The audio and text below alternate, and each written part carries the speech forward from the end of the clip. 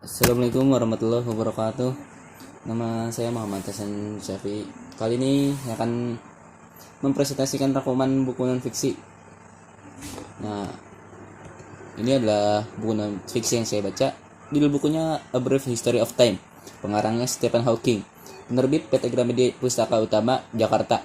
Tahun terbitnya November 2018. Untuk tebal bukunya ada 293 halaman. Nah, ini untuk informasi penting dari bab 1 itu yang berjudul Gambar Kita Tentang Semesta. Itu materi yang diangkat yaitu gambaran alam semesta. Bagaimana bentuk alam semesta ini? Pendapat para ilmuwan berbeda-beda.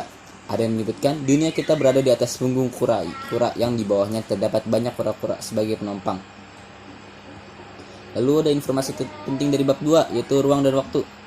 Itu intinya mempelajari ruang dan waktu.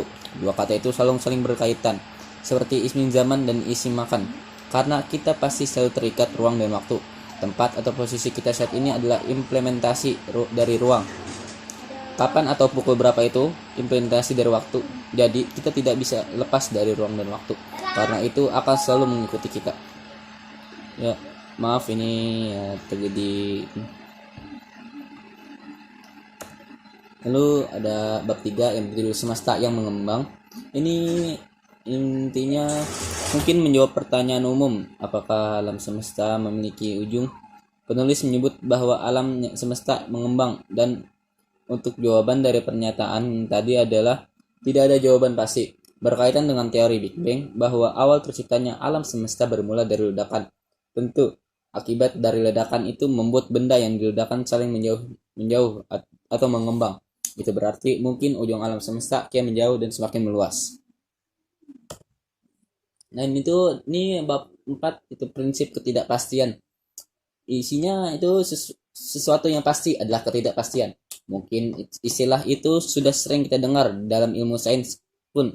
Ada sebuah teori yaitu kaidah ketidakpastian. Contoh yang paling mudah ialah hampir tidak mungkin mengukur dua besaran secara bersamaan, seperti posisi dan momentum suatu partikel. Nah, ini bab kelima itu partikel dasar dan kekuatan alam. Gaya gravitasi salah satu dari gaya-gaya dasar. Gravitasi adalah gaya yang begitu lemah sehingga efeknya biasanya diabaikan jika berurusan dengan zarah asar atau atom. Tetapi kenyataannya bahwa gravitasi berjangkauan jauh dan selalu bersifat menarik. Jadi untuk sebagian besar zarah zat, gaya gravitasi bisa mengalahkan gaya lain. Itulah mengapa gravitasi menentukan evolusi alam semesta. Bahkan pada benda sebesar bintang bisa menyebabkan runtuh. Penelitian Stephen Hawking pada 1970-an berfokus pada lubang hitam yang dihasilkan dari medan gravitasi kuat di sekelilingnya. Lalu ini ada bab ke-6 yang berbicara tentang lubang hitam. Ya, judulnya juga lubang hitam. Nah, bab 6 itu seperti yang sudah saya bilang berbicara tentang lubang hitam. Lubang hitam tercipta dari runtuhnya sebuah bintang oleh gravitasinya sendiri yang menjadikan medan gravitasi kuat yang bahkan cahaya pun tidak luput dari tarikan gravitasinya. Ini ada bab 7 yang berjudul radiasi Hawking. Nah, dijelaskan dari bab 7 bahwa lubang hitam tak begitu hitam. Statement ini didukung dengan foto unggahan NASA baru-baru ini yang berhasil memotret lubang hitam untuk pertama kali. Pada foto tersebut terlihat lubang hitam dengan pinggiran berwarna orange. Itu menunjukkan bahwa lubang hitam tidak begitu gelap. Itu bab 8 yang berjudul Asal dan Nasib Semesta. Nah, informasi seperti itu kita akan diajak mengenal asal-usul alam semesta dan takdirnya pada bab 8 ini. Seperti yang kita tahu bahwa teori yang paling terkenal terkait penciptaan alam semesta yaitu teori Big Bang atau ledakan besar. Dan ini bab 9 yang berjudul Panah Waktu. Nah, panah waktu, apakah kita tahu bahwa alur waktu kita maju ke masa depan atau mundur ke masa lalu? Tidak ada yang tahu, tetapi dalam fisika setidaknya ada 3 panah waktu yang membedakan masa lalu dan masa depan. Panah termodinamika, arah waktu menunjukkan kita berjalan menuju masa depan, bukan kembali ke masa lalu.